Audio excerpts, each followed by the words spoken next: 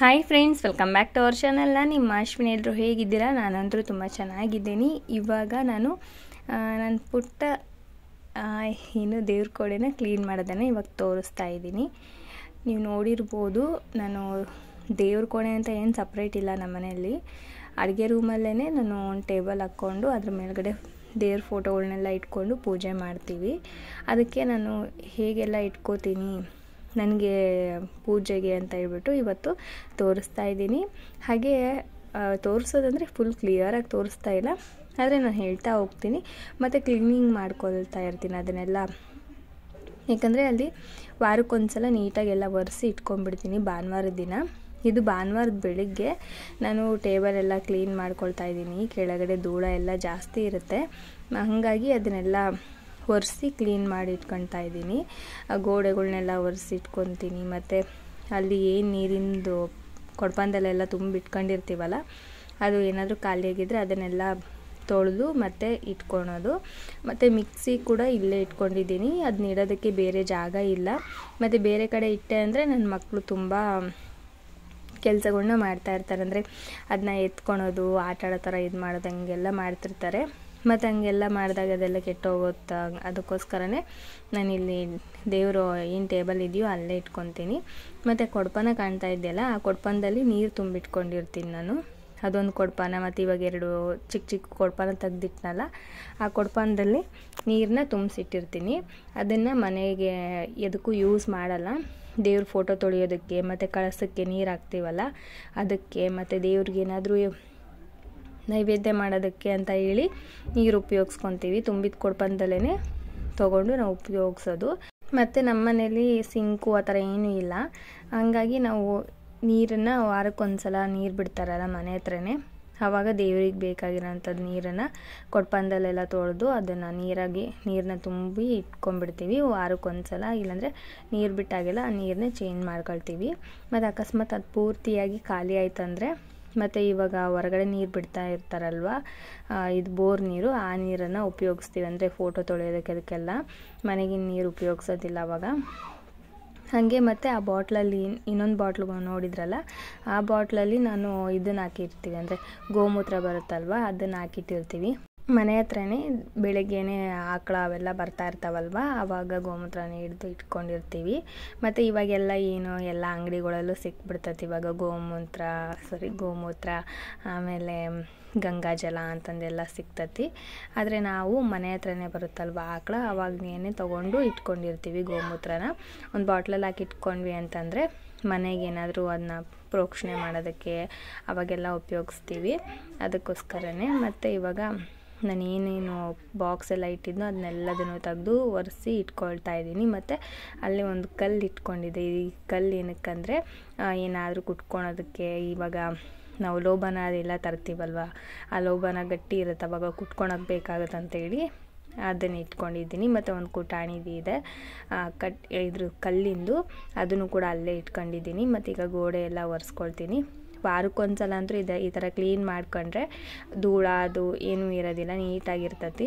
ಮತ್ತು ಏನೈತಿ ಏನಿಲ್ಲ ಅಂತೆಲ್ಲ ಚೆಕ್ ಮಾಡ್ಕೊಂಬಿಟ್ರೆ ವಾರಕ್ಕೊಂದ್ಸಲ ತಂದಿಟ್ಕೊತೀವಿ. ಇಲ್ಲಾಂದರೆ 15 ದಿವ್ಸಕ್ಕೊಂದ್ಸಲ ತಂದಿಟ್ಕೊತೀವಿ. ದಿನ ಏನು ತರೋದಕ್ಕೆ ಹೋಗಲ್ಲ. ಮೊದಲೆಲ್ಲ ದಿನ ತೊಗೊಂಬರ್ತಾಯಿದ್ವಿ. ಅಂದರೆ ಇವಾಗ ಪೂಜೆ ಮಾಡ್ತಾಯಿದ್ದೀವಿ, ಇವತ್ತು ಸೋಮವಾರ ಅಂದರೆ ಭಾನುವಾರ ರಾತ್ರಿನೇ ಹೋಗ್ಬಿಟ್ಟು ತೊಗೊಂಬಂದು ಇಟ್ಕೊಂಡು ಪೂಜೆ ಮಾಡ್ಕೊಳ್ತಾ ಇದ್ವಿ. ಆದರೆ ಇವಾಗ ವಾರಕ್ಕೊಂದ್ಸಲ 15 ದಿವ್ಸಕ್ಕೊಂದ್ಸಲ ಎಲ್ಲ ತೊಗೊಂಬಂದು ಸ್ಟೋರ್ ಮಾಡಿ ಇಟ್ಕೊತೀವಿ. ಯಾಕಂದರೆ ಪದೇ ಪದೇ ಮತ್ತು ಅಂಗಡಿಗೆ ಹೋಗೋಕ್ಕಾಗಲ್ಲ. ಮಕ್ಕಳನ್ನ ಕಳಿಸಿದ್ರೆ, ನನ್ನ ಮಗ ಅಂತೂ ಒಂದೊಂದ್ಸಲ ನಾಯಿಗಳಿದ್ದಾವೆ ರೋಡಲ್ಲಂದರೆ ಅವನು ಎದ್ರುಕೊಂಡು ಹೋಗೋದೇ ಇಲ್ಲ, ಮತ್ತು ವಾಪಸ್ ಓಡಿ ಬಂದುಬಿಡ್ತಾನೆ. ಅದಕ್ಕೋಸ್ಕರ ನಾನು ಇನ್ನೇನು ಮಾಡೋದು, ಮತ್ತು ವಾರಕ್ಕೊಂದ್ಸಲ 15 ದಿವ್ಸಕ್ಕೊಂದ್ಸಲ ಆಗೋಷ್ಟು ತಂದಿಟ್ಕೊತೀನಿ. ಮತ್ತು ಲೋಬಾನ ಅದೆಲ್ಲ ನಾನು ಇದರಲ್ಲಿ ಡಿಮಾರ್ಟ್ ಅಲ್ಲ, ಸ್ಮಾರ್ಟ್ ಬಜಾರ್ ಎಲ್ಲ ಹೋಗ್ತೀವಲ್ವ, ಅಲ್ಲಿ ತೊಗೊಂಬರ್ತೀನಿ. ಒಂದೊಂದ್ಸಲ ಮನೆ ಹತ್ರನೇ ತೊಗೊತೀನಿ. ಈ ಬಾಕ್ಸಲ್ಲಂದರೆ ನಾನು ಓದುವಂಥ ಬುಕ್ಸ್ಗಳು ಮತ್ತು ಏನಾದರೂ ಎಕ್ಸ್ಟ್ರಾ ಐಟಮ್ ಇರ್ತಾವಲ್ಲ ಅದನ್ನೆಲ್ಲ ಇದ್ರಲ್ಲಿ ಹಾಕಿಟ್ಕೊಂಡಿದ್ದೀನಿ. ಮತ್ತು ಹಿತ್ತಾಳೆ ಐಟಮ್ಸ್ ಎಲ್ಲ ಚಿಕ್ಕ ಚಿಕ್ಕದು ದೀಪಗಳು ಮತ್ತು ಇದು ಕುಂಕುಮದ ಭರಣಿ ಅದೆಲ್ಲ ಕೂಡ ಅದರಲ್ಲಿ ಹಾಕಿಟ್ಕೊಂಡಿನಿ.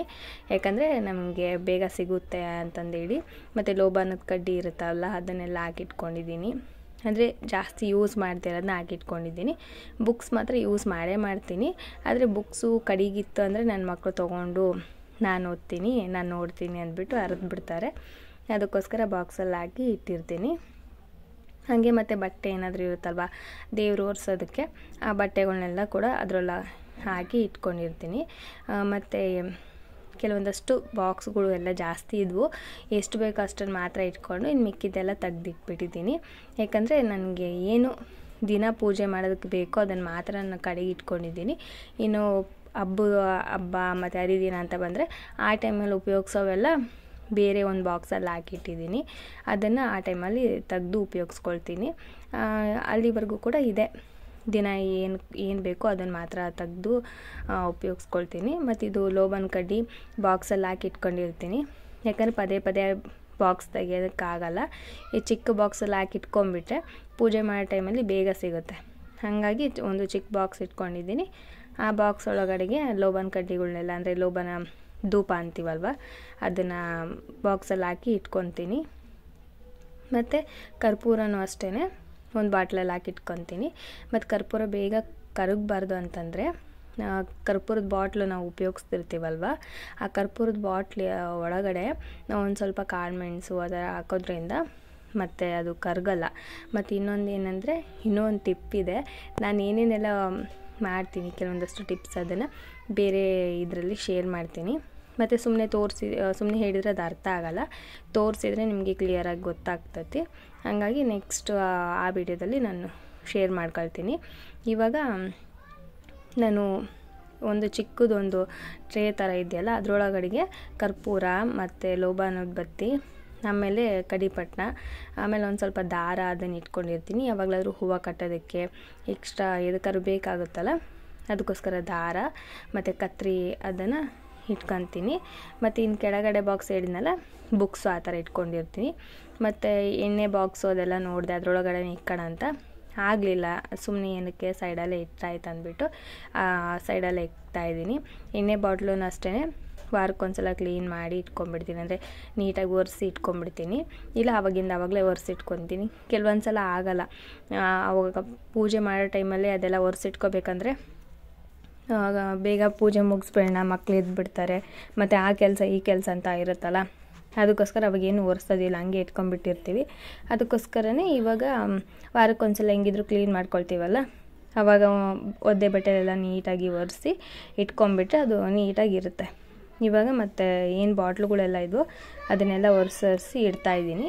ಮತ್ತು ಎಣ್ಣೆ ಬಾಟ್ಲು 1-2 ಬಾಟ್ಲ್ ಇಟ್ಕೊಂಡಿದ್ದೀನಿ. ಮತ್ತು 2 ಬಾಟ್ಲಲ್ಲೂ ಕೂಡ ತುಂಬಿಸಿ ಇಟ್ಕೊಂಡಿರ್ತೀನಿ. ಬೇಗ ಏನಾದರೂ ಖಾಲಿ ಆದರೆ, ಒಂದು ಬಾಟ್ಲಲ್ಲಿ ಖಾಲಿ ಆದರೆ ಇನ್ನೊಂದು ಬಾಟ್ಲಲ್ಲಿ ಇರುತ್ತಲ್ಲ, ಅದರಲ್ಲಿ ಮತ್ತೆ ಉಪಯೋಗಿಸೋಕೆ ಬರುತ್ತೆ ಅಂತೇಳಿ 2 ಬಾಟ್ಲಲ್ಲಿ ಹಾಕಿಟ್ಕೊತೀನಿ.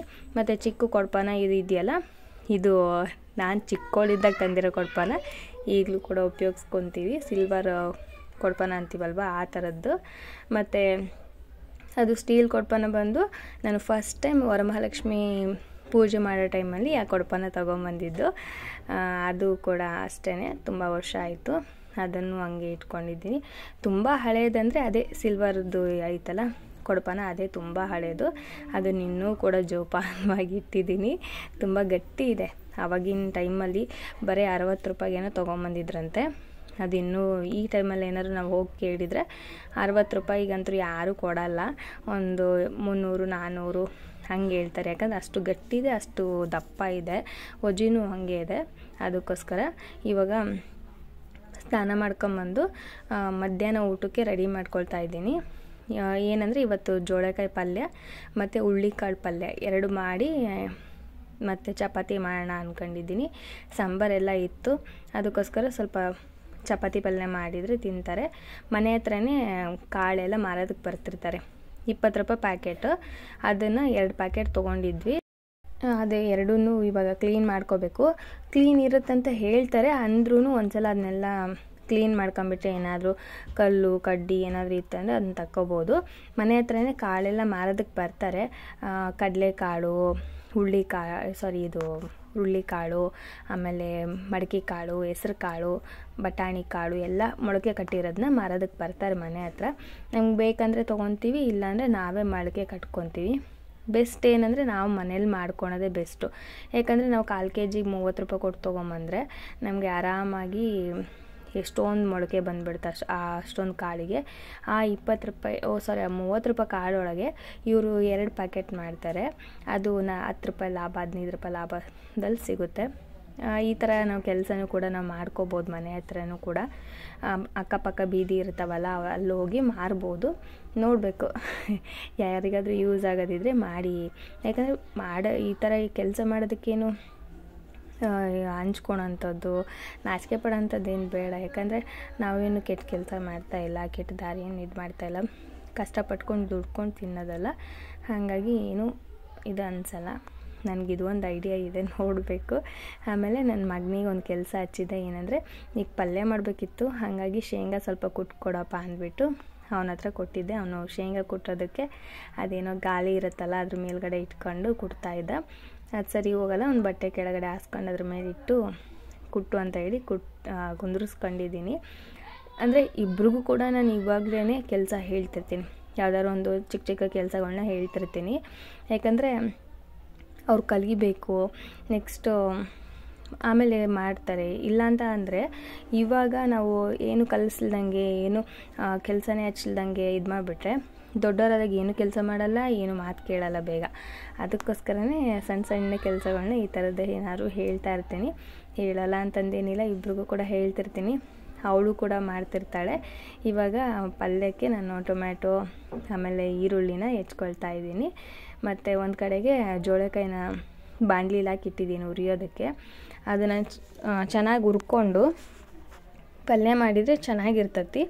ಅದನ್ನು ಹಾಗೆ ಕೆಲವೊಬ್ರು ಮಾಡ್ತಾರೆ ಕುಕ್ಕರ್ ಒಳಗಡೆ, ಅದು ಅಷ್ಟೊಂದು ಟೇಸ್ಟ್ ಕೊಡಲ್ಲ.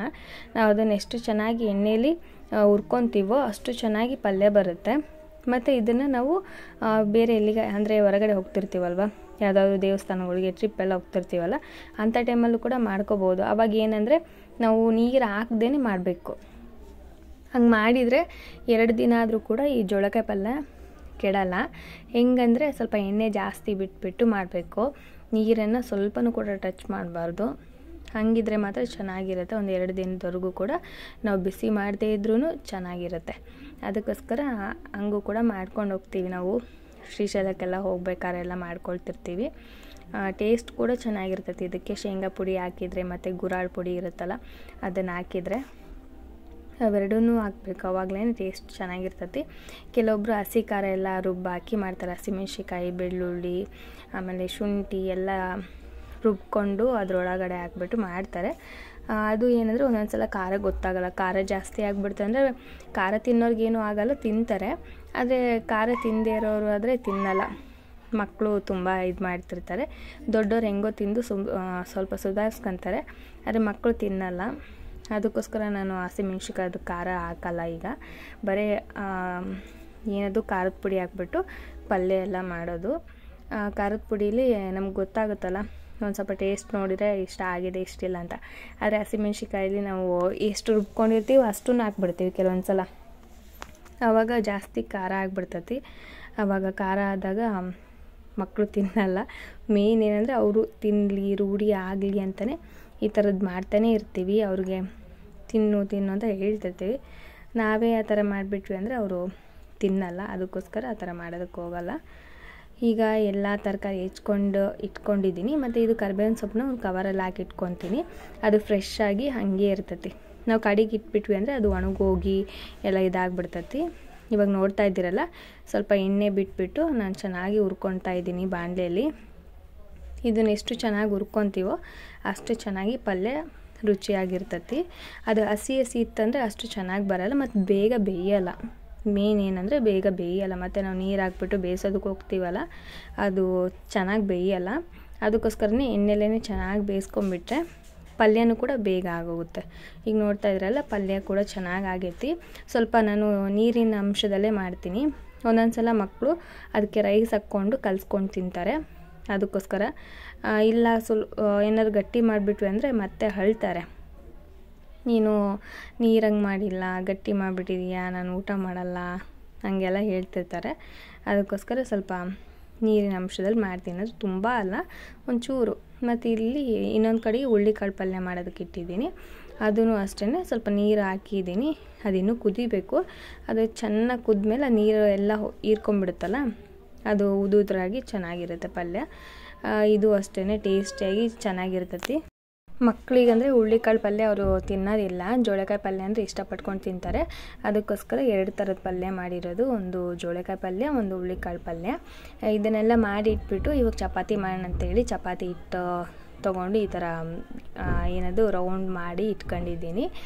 ಇಲ್ಲಿ ನನ್ನ ಮಗಳು ನಾನು ಚಪಾತಿ ಮಾಡ್ತೀನಮ್ಮ ಅಂತ ಹೇಳ್ಬಿಟ್ಟು ಅವಳು ಚಪಾತಿ ಮಾಡ್ತಾ ಇದ್ದಾಳೆ. ಅವಳು ಎಷ್ಟು ಚೆನ್ನಾಗಿ ಚಪಾತಿ ಮಾಡ್ತಾಳೆ ಅಂತ ನಾನು ನಿಮ್ಗೆ ತೋರಿಸ್ತೀನಿ ನೋಡಿ. ಅಂದರೆ ನೀಟಾಗಿ ರೌಂಡಕ್ಕೆ ಮಾಡ್ತಾಳೆ, ಎಲ್ಲೂ ಕೂಡ ಅದು ಎಡ್ಜೆಲ್ಲ ಸರಿ ಹೋಗಲ್ಲ, ಆ ಥರ ಮಾಡಲ್ಲ. ಅವಳಿಗೆ ಮಾಡಿ ಮಾಡಿ ಇವಾಗ ರೂಢಿ ಆಗಿಬಿಟ್ಟಿದೆ. ಮತ್ತು ಪೂರಿ ಮಾಡೋ ಟೈಮಲ್ಲೂ ಕೂಡ ಈ ಥರ ಮಾಡಿಕೊಡ್ತಾಳೆ.